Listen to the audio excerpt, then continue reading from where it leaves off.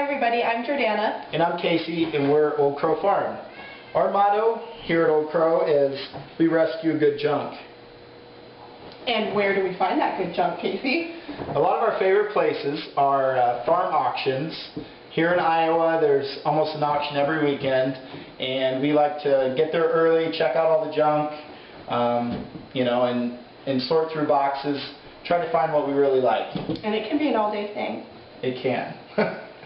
And we can come home with a big load, too. Yeah, the pickup is usually overflowing and the trailer as well. So.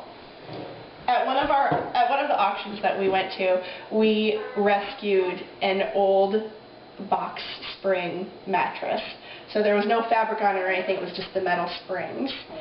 And they had a beautiful rusty patina, and we got them home. They kind of sat outside for a while, but my wife has always had this urge for a wire Christmas tree, and she's asked me this for at least the last year. And we tried to think of different ideas, make them out of barbed wire or something. But she came to me with one of the springs and said, "Hey, you're telling my story." I was so excited. I came running out of the workshop because we already had part of the spring cut out for something else that I don't really think worked. I don't know. Yeah. And I came running out and I said, "What do you think? It's a Christmas tree." How can we make it happen? Yeah. I said, "Do you need a metal trunk? Can you use a piece of metal for the trunk or whatever?" And so... And at this point now, my brain starts working, I guess, and I'm thinking, no, I can't really attach it with metal unless you weld it. It's too thin to weld.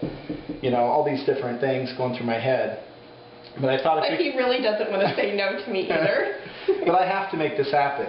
So I kind of thought if I could bend it enough to have a point stick down, then I could use something for the trunk, like an old spindle, chair spindle or something. So into the workshop we went. Yeah. And we're looking around, which our workshop is a complete disaster. It's not really a workshop. Yeah. But anyways, so we had a box full of old spindles from just miscellaneous chairs, tables, and so we tried one. So this kind of a chair here, we would find at a farm auction. And it really doesn't, unless you want to reseat it, it doesn't have a whole lot of use. So this would be one that we would probably just take apart for the parts. So we would take one of these spindles and what did you do? So I basically took the old spindle and I measured kind of the basic length.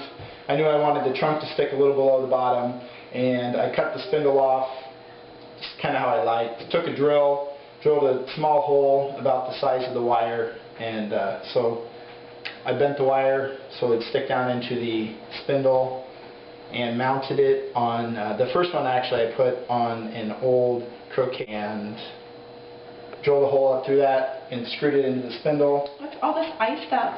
I helped. And presto! It is our whimsy winter tree.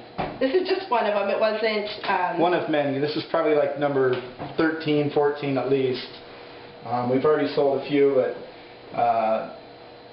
yeah. But I have my wire tree now, and I'm very excited. It's a kind of a different take on a Christmas tree, kind of folk arty, and that's kind of what we like, I guess. Thank you so much for taking the time out to check out our video and our Funky Junky project. Thank you.